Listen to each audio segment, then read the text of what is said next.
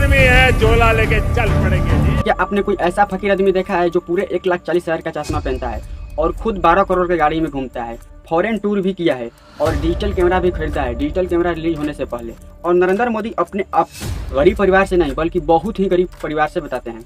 मित्रों, मैं बचपन में रेल के डिब्बे में चाय। क्या है नरेंद्र मोदी की सच्चाई? चलिए दोस्तों, आज की इस वीडियो में जानते हैं।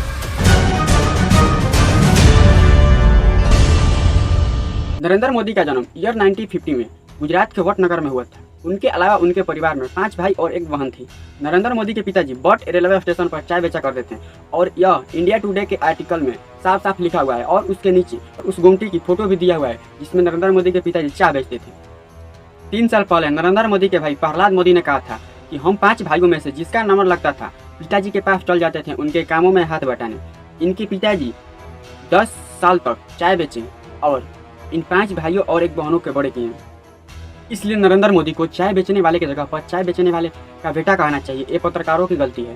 पापा ये ने चाय बेची है, मेरे पिता ने पूरी जिंदगी चाय बेची, पूरी जिंदगी। इसीलिए कहा जाए तो चाय बेचने वाले का बेटा कहना चाहिए, चाय बेचने वाला नहीं कहना चाहिए। ये पत्रकारों की गलती है। कर्नलिस्ट नीलांचन अपने एक आर्टिकल में लिखते हैं कि नरेंद्र मोदी के पिताजी के पास इतना पैसा था कि वो अपने बच्चों को स्कूल भेज सके, अर्थात नरेंद्र मोदी और उनके भाइयों को वो स्कूल पढ़ाने भेज सके। और स्कूल पढ़ाने भेजने का अर्थ है कि वे लोग कहीं और फुल टाइम जॉब नहीं कर सकते हैं। अब नरेंद्र मोदी के आप इन पुराने फोटोज को देखिए। उनका जन्म 1950 ईस्वी में हुआ था और क्या 1950 ईस्वी का कोई गरीब घर का लड़का ऐसा कपड़ा पहन सकता है? आप खुद से सोचिए, वो कपड़े में सूट तक पहने हैं। और नरेंद्र मोदी अपने आप को गरीब नहीं बल्कि बहुत ही गरीब परिवार से बताते हैं। इंडिया टुडे ने इनके एक पुराने घर का फोटो पब्लिश किया। स्क्रीन पर देखिए, बहुत बड़ा घर तो नहीं है, लेकिन क्या आपको लगता है कि ये 1950 ईस्वी का कोई गरीब परिवार का घर है?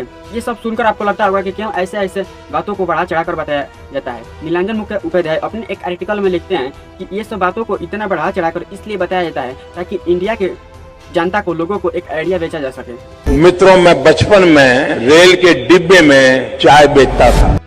अगर दिमाग से सोचे तो इस बात पर कोई फर्क नहीं पड़ता। एक अच्छा नेता गरीब परिवार से भी आ सकता है और अमीर खानदान से भी। चलिए अब बात करते हैं व्हाट्सएप माफिया और गोदी मीडिया के बारे में।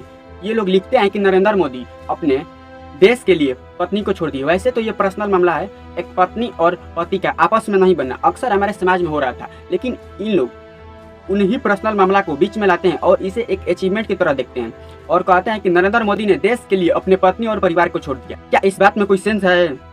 पूर्व प्रधानमंत्री लाल बहादुर शास्त्री जी ने तो अपने पत्नी को नहीं छोड़ा। क्या वो देश के लिए कार्य नहीं किए? ज्योतिबा फुले ने तो अपने पत्नी को नहीं छोड़े। क्या वो देश के लिए कार्य नहीं किए? अगर आप रामायण देखे होंगे तो उसमें भी क्या राम जी के साथ सीता जी वनवास नहीं गई और सीता जी को छुड़ाने के लिए राम जी ने क्या क्या नहीं किया? तो ये एक व्हाट्सएप माफिया और गोदी मीडिया का ऐसा घटिया मानसिकता है, नारी विरोधी मानसिकता है, जिसे ये नारी को छोड़ना एक अचीवमेंट की तरह दिखाते हैं।